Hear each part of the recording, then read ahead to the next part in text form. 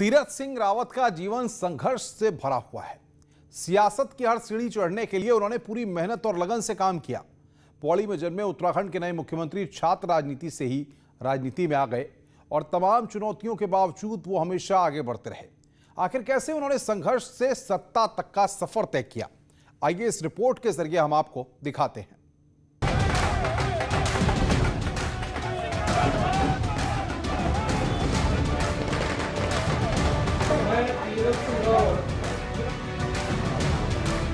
उत्तराखंड के मुख्यमंत्री बने तीरथ सिंह रावत आज भले ही सफलता और सत्ता के शिखर पर हों, लेकिन उनका ये सफर आसान नहीं रहा है। छात्र जीवन से ही राजनीति में कदम रखने वाले तीरथ सिंह रावत का जन्म पौड़ी के सीरो गांव में एक गरीब परिवार में हुआ। अपने भाई बहनों में सबसे छोटे तीरथ सिंह रावत बचपन से ही बेहद शांत स्वभाव के रहे हैं। 20 साल की उम्र में तीरथ रावत संघ के प्रांत प्रचारक बने और फिर कभी पीछे मुड़कर नहीं देखा। उत्तराखंड राज्य आंदोलन में भी तीरथ सिंह ने सक्रिय भूमिका निभाई। 1992 में गढ़वाल यूनिवर्सिटी के छात्र संघ अध्यक्ष चुने गए। इसके बाद तीरथ रावत एबीवीपी के प्रदेश संगठन मंत्री, प्रदेश उपाध्यक्ष और राष्ट्रीय कार्यकारिणी के सदस्य भी रहे। उनका लंबा सियासी सफर चुनौतियों से भरा हुआ है। 1997 में यूपी विधानसभा परिषद के सदस्य चुने गए। इसके बाद 2000 में उत्तराखंड अलग राज्य बना तो तीरथ सिंह रावत प्रदेश के पहले शिक्षा मंत्री बनाए गए। इसके बाद तीरथ रावत बीजेपी संगठन के अलग अलग पदों पर रहे और 2013 में पार्टी के प्रदेश अध्यक्ष बनाए गए।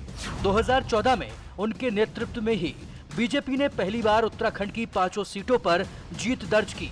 2017 में उन्हें बीजेपी का राष्ट्रीय सचिव बनाया गया और 2019 में गढ़वाल लोकसभा सीट से सांसद चुने गए। 2019 लोकसभा चुनाव में तीरथ रावत हिमाचल के प्रभारी भी बनाए गए थे और उनकी लीडरशिप में हिमाचल की 4 लोकसभा सीटें बीजेपी के खाते में गईं। हर जिम्मेदारी को बाखूबी निभाने वाले तीरथ सिंह रावत अब मुख्यमंत्री पद का दायित्व निभाने को भी तैयार हैं। बड़ा विश्वास किया है। मैं एक छोटे से परिवार से छोटा सा कार्यकर्ता यहाँ तक भी पहुँच सकता हूँ, कभी मैंने कल्पना नहीं की थी। मैं एक स्वयं सेवक था, एक सेवक के रूप में काम कर रहा था, लेकिन मेरे नेतृत्व ने समय समय पे विश्वास किया, विभिन्न जिम्मेदारियां दी हैं, वो मैंने बखूबी निभाई हैं। पहाड़ी प्रदेश की सियासत को समझने वाले तीरथ रावत से हर किसी को बहुत ज्यादा उम्मीदें हैं। तीरथ रावत के सियासी सफर को आगे बढ़ाने में अहम रोल निभाने वाले पूर्व मुख्यमंत्री त्रिवेंद्र रावत को भी भरोसा है कि नए सीएम पार्टी के साथ साथ राज्य की जनता की उम्मीदों पर भी जरूर खरे उतरेंगे। मेरे अगर व्यक्तिगत रूप से आप देखेंगे तो मेरा छोटे भाई की तरह है। उनके बड़े भाई हम दोनों साथ पढ़ते थे और जब ये इंटरमीडिएट फर्स्ट ईयर में आए थे तब मैंने इनको राष्ट्रीय स्वयंसेवक संघ से जोड़ा था और उसके बाद ये लगातार संघ के काम में जुटे, संघ के प्रचारक के नाते काम किया, विद्यार्थी परिषद में संगठन मंत्री के नाते काम किया, फिर राष्ट्रीय मंत्री भी रहे। विधान परिषद के सदस्य का चुनाव मैंने स्वयं उनको ले मैंने बहुत पैरवी की थी। वो संगठन का काम मैं देखता था उस समय और उनको बहुत बेहतर तरीके से उसमें चुनाव लड़ाने का भी मैंने काम किया था।